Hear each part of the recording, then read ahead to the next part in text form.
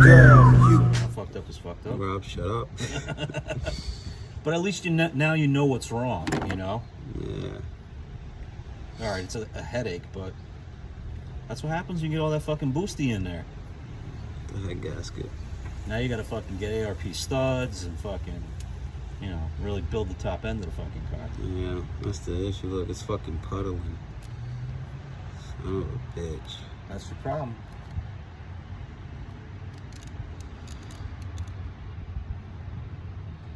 So right here, pretty much started, took off the, whatever the hell you want to call it, the charge pipe right here, so I can get to this and take off the turbo, so I get, you know, because I'm taking off the head gasket, and I already started draining fluids, oil and coolant. My coolant looks pretty black in the bucket.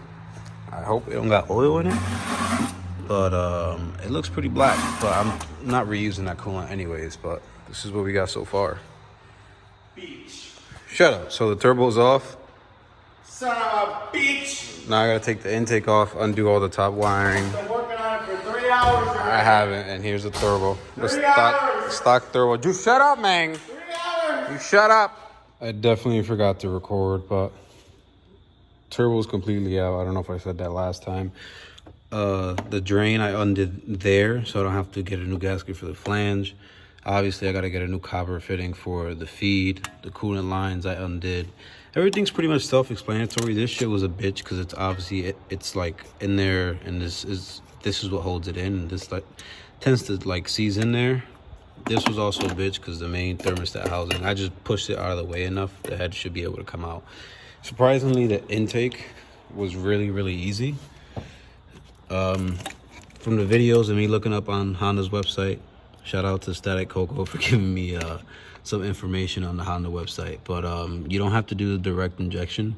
And the bolts were pretty easy to get to the intake. There's 3 up top, 2 nuts on each corner, obviously to help guide the intake. And then there's 1, and then 3 other regular bolts. So it's a total of 5. And the other bolts you can get to, it has a shield because obviously it's direct injection. And the injectors tend to be noisy, so it has a sound deadening shield. You take that off and you're able to get to the intake bolts pretty easy from the back. But now it's probably valve cover, front cover, and all the accessories to come off, and then we're pulling the head. I've been working on it for maybe like an hour and a half now, which isn't too bad. So this is the money shot, pretty much. Well, not really the money shot yet. The money shot is when I pull the head, but so far, the motor looks clean. I mean, my car has 60,000 miles. I got it at 20,000, so the other 40K were mine. I bought the car used with 20K, so I don't know what the previous owner did, but I'm pretty sure he kept it stock. But so far, it looks good. So I just removed the high-pressure fuel pump, and this was the part that was probably, like, I was thinking about the most. Because I know with these, sometimes there's a special tool to either compress or because you don't want to install that with spring tension. But I just gave it thought, and it has a roller in there. When I go to remove this, there's gonna be a roller in there. But pretty much after I time the motor, and I'm sure timing is right, and I go to install this, I'm just gonna turn the motor over by hand and make sure that it's on a flat spot when I install this. So that means there won't be any tension on this. It's just the cam is gonna be on a flat spot. I don't know if that makes sense to you guys, but that's pretty much the plan with this. Then again, I haven't really heard of any special on the forums, any special way to install this or anything like that, but pretty sure what I'm planning on doing will work. This is my tool of parts. I said tool of parts, my table of parts, and that's the turbo. This is stock one. I mean, I wish I had all the funds. I'd probably throw a 27 watt W2 in there, but that's for the future. And now back to taking this apart even more. So pretty much this is what I mean to make sure it's on a flat spot when I go to install it. I mean, even then I have installed them where it's like you just bring it down evenly and call it a day. But this is that roller that I was talking about that sits in there. See if I can get it out by hand. There you go. And it has a keyway. You're supposed to follow the keyway, but I would just put it back in there. You can see the keyway in there. You just want to make sure that when you install it, it's lined up with the keyway. I almost just dropped it. Holy shit. But let me stop recording so I can put this shit back in and not drop it. This is beyond frustrating, but I cannot take this crank bolt out no matter what I do. And I know there's a special tool for you to put on that octagon shaped thing right there, but I said octagon, it's not even fucking octagon, I don't know. I'm so frustrated. I've put heat, I've put penetrant, I got both the fucking impact guns, Milwaukee's, none of them could take it out. And this is all I need to fucking take out the fucking head. Like, it's so annoying. So annoying. Well, finally got the fucking crank bolt out. And I'm pulling the head off. And Hector, that's a Hector. Yeah, my mind is shot. Lewis is behind the camera now. What's up, guys? I'm like, oh, yeah, over here making his voice. Gotta put the deep voice, bro. I look scruffy as hell and shit, but I'm getting a haircut tomorrow, so that's the only reason why I don't want to show my face in the camera. These fucking head bolts are fucking on there.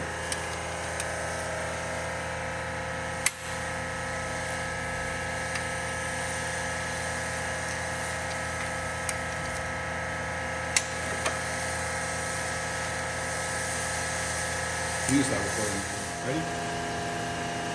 Oh, damn, this shit tight heavy. Now it's up. Fucking goes.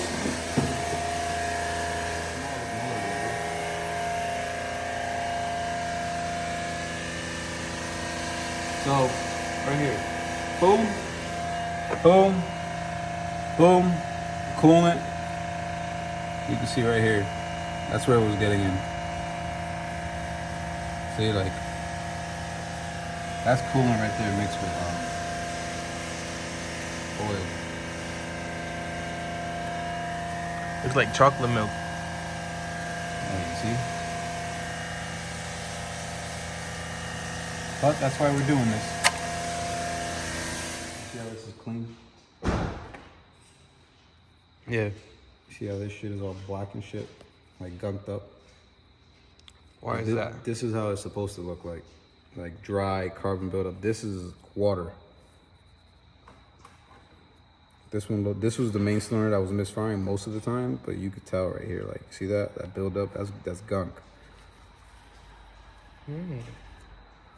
But now to the machine shop. It gets pressure tested, resurfaced. I need to get a pig mat because this shit's pissing. All that good stuff. So the head is on. Don't mind my special tools to lock the cam shafts. But the head is on, timing's all set. We got gold chain here. It'll focus. Gold chain here. These two hash marks line up. I was just pointing at the screen. These two line up. And then down at the crank, we got both the gold ones right there in the middle. Just how it says on L diagram. And I do know what the fuck I'm doing. And the ARP head bolts are in there and torqued with some assembly lube to 60 foot-pounds, 3 torque sequences leading up to 60 foot-pounds. So we're going back together. So I kind of forgot to record, but I got this all situated. The front cover's on, drive belt is on, new crank bolt, crank pulley, alternator's on, started connecting stuff back there. The bolt for the harness is on. All this is pretty much on. Now I'm going to start attacking the back and work my way to the front. And then from the front, work my way over here. And it is now 9:26. I want to say I started around 7:38. So yeah, we're making progress, baby. So I haven't been recording, but it's about to be 1 in the morning. And I'm about to start this shit. Oil's in. Coolant is doing what it's doing. Batteries connected, it's all back together. Holy shit, am I nervous? Yes. Let me make sure there's no fucking leaks under. No leaks. It's been 2 weeks. 2 weeks and it's felt like forever. We purged the fuel system a couple times.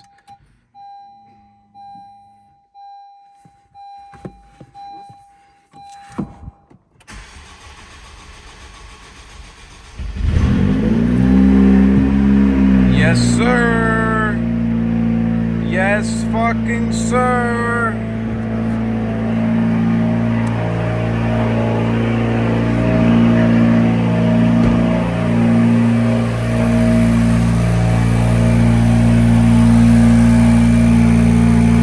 Yes, fucking sir. Let's fucking go. No leaks.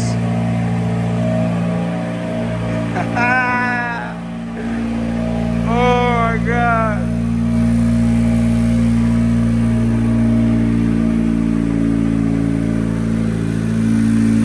Oh my fucking god.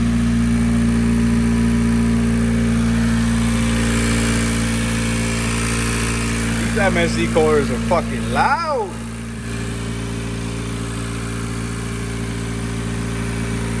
God damn, them shits is loud. It is 12:37. I started at 8. It's fucking running, man. Look at that shit. Fucking running, man.